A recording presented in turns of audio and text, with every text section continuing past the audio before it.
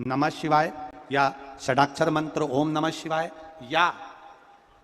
33 अक्षर का मंत्र महामृत्युंजय मंत्र, इसका स्मरण कर कर शिव जी पर देसी गाय का दूध समर्पित कर कर इस बेलपत्री को अशोक सुंदरी वाली जगह पर अगर आप समर्पित कर देते हैं, फिर आप जिस भी चीज के लिए अप्लाई करें, मेरा देवाधिदेव महादेव आपका हाथ पकड़कर खींचकर आगे बढ़ा ही दे।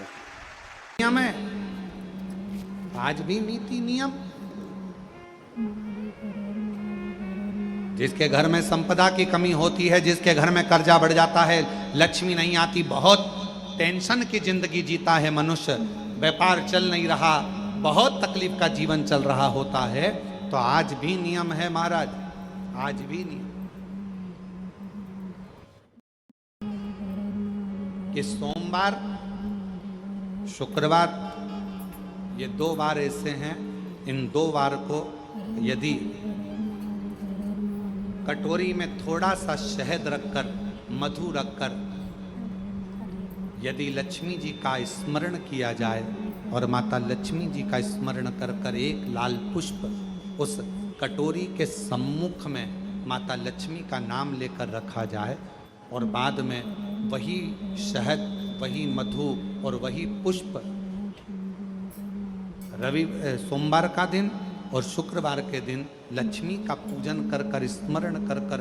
दूसरे दिन शुक्रवार के दिन पूजन करें, शनिवार के दिन उस मधु का, उस पुष्प का विसर्जन करें, सोमवार के दिन पूजन करें लक्ष्मी जी का स्मरण कर कर, और मंगलवार के दिन अगर विसर्जन करें, 5 या 7 सोमवार या शुक्रवार को यदि आप मधु का भोग लक्ष्मी जी को लगाना प्रारंभ कर दें, शिव का नाम स्मरण कर कर, तो उसके घर में कभी संपदा की कमी नहीं होती, लक्ष्मी उस संपदा को बढ़ाती।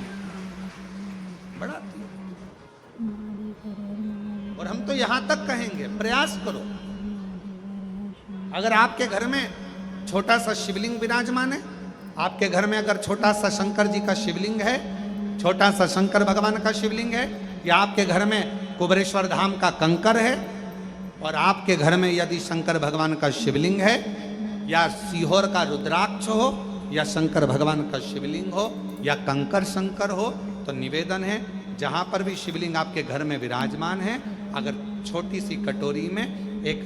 बेलपत्र को आप नीचे रखिए, छोटी सी कटोरी उस बेलपत्र के ऊपर रखकर उसमें थोड़ा सा मधु, शहद, शंकर भगवान की साक्षी में शिव जी के सामने अगर शुक्रवार की शुक्रवार रखना प्रारंभ कर दो, धीरे धीरे संपदा की वृद्धि अपने आप होना प्रारंभ होगा। मधु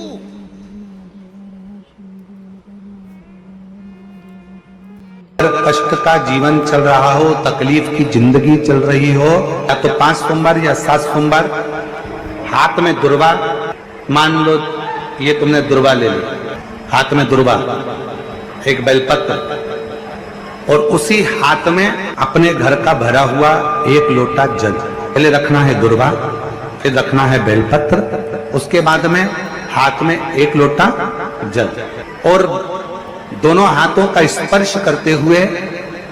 जो अपना पूजन का कक्ष होता है घर के अंदर का,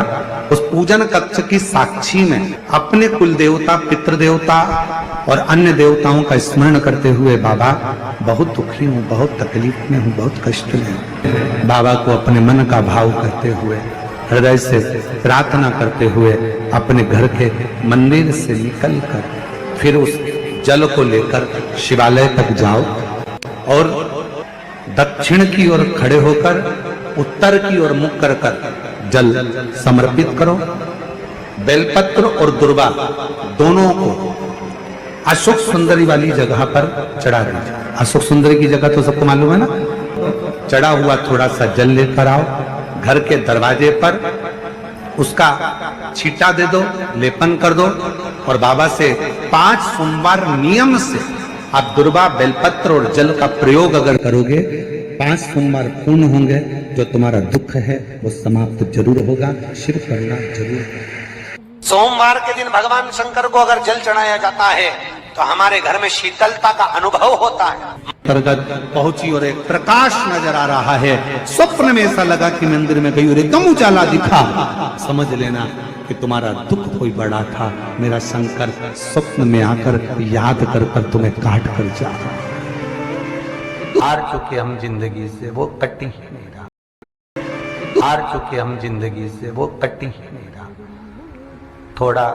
ठीक होता फिर दुखाता, फिर ठीक होता फिर दुखाता। तो शिव और शक्ति का स्मरण करो।